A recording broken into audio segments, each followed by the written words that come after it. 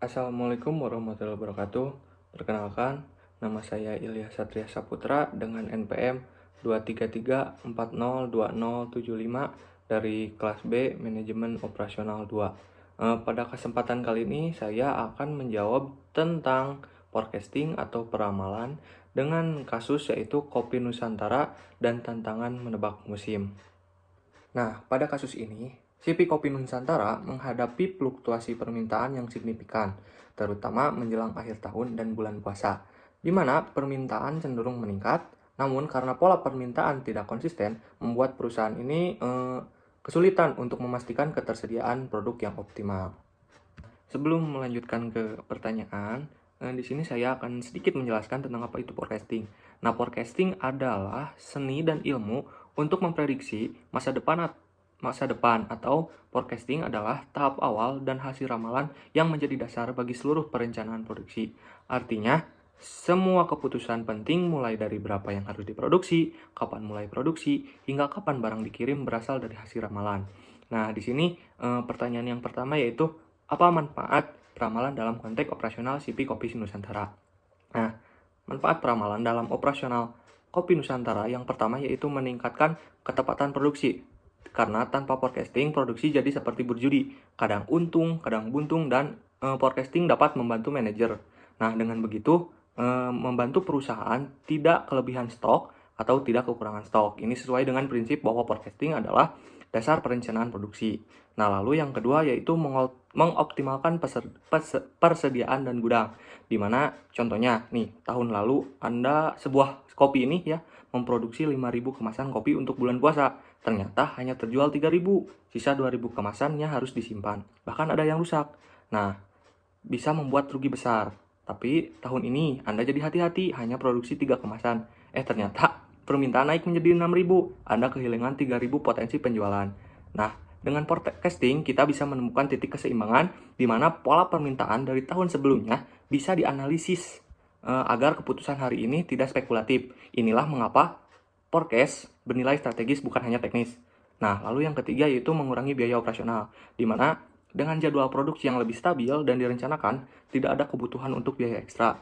Sehingga itu bisa ditekan jika perusahaan tahu lebih awal kapan lonjakan permintaan akan datang. Lalu yang keempat yaitu pengambilan keputusan berbasis data.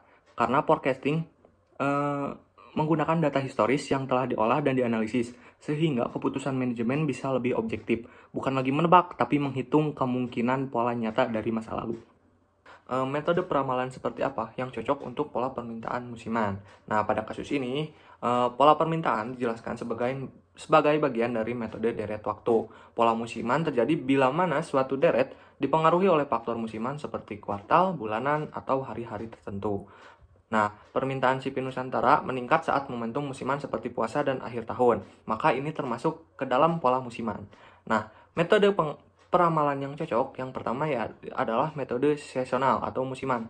Dalam metode seasonal disebutkan bahwa demand meningkat karena pengaruh tertentu atau waktu. Nah, kelebihan dari metode forecasting seasonal ini adalah cocok untuk perusahaan seperti Kopi Nusantara yang menghadapi lonjakan permintaan periodik. Lalu yang kedua yaitu exponential smoothing. Ada triple exponential atau whole winter. Nah, disebutkan bahwa kesalahan peramalan masa lalu digunakan untuk koreksi ramalan. Nah, pada model whole winter menggabungkan 3 hal. Yang pertama level dasar atau nilai rata-rata. Lalu yang kedua yaitu trend atau kenaikan atau penurunan jangka panjang. Lalu yang ketiga adalah seasonal atau pola musiman berulang. Nah, kelebihannya adalah lebih adaptif dan akurat karena model ini belajar dari kesalahan masa lalu. Nah, yang ketiga yaitu mapping average musiman. Digunakan bila data tidak memiliki tren dan tidak terpengaruh faktor musim. Namun dalam kasus Kopi Nusantara ini pola musiman jelas terlihat, maka metode ini tidak direkomendasikan sebagai metode utama, tetapi hanya sebagai pembanding awal. Nah, lalu selanjutnya di slide ini, jika Anda menjadi manajer operasional, bagaimana menyusun sistem peramalan yang sederhana namun efektif? Jika saya menjadi manajer operasional, langkah yang diambil yang pertama yaitu mendefinisikan tujuan peramalan. Misalnya, kamu ingin mengetahui berapa banyak kopi yang disiapkan 2 bulan sebelum puasa dan akhir tahun. Tanpa tujuan jelas, model ini akan kehilangan arah. Nah, jadi tujuannya harus spesifik, waktu jelas, dan terikat keputusan nyata. Lalu langkah yang kedua yaitu kumpulkan dan Plot data historis, ambil data permintaan minimal 2-3 tahun terakhir buat grafik bulanan. Nah, tujuannya itu untuk mengenali pola seperti apakah ada lonjakan di bulan tertentu, apakah ada tren naik tahunan, apakah ada tahun dengan anomali seperti pandemi.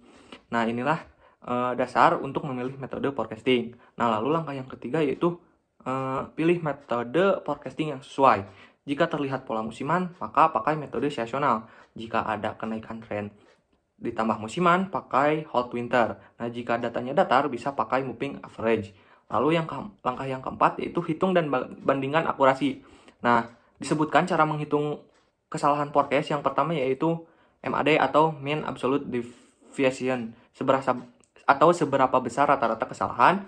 Yang kedua yaitu mean square error, seberapa besar kuadrat kesalahan.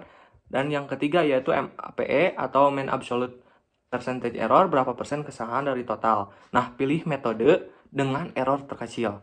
Nah, lalu langkah yang kelima yaitu lakukan ramalan untuk periode mendatang, di mana gunakan model terpilih untuk meramalkan bulan-bulan kritis. Lalu langkah keenam yaitu verifikasi dan pantau ramalan secara berkala.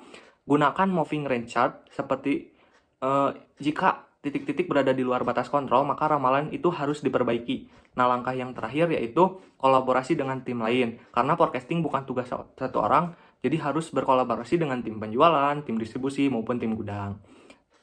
Nah, mungkin cukup sekian jawaban dari saya. Bila ada kekurangan, mohon dimaafkan. Wassalamualaikum warahmatullahi wabarakatuh.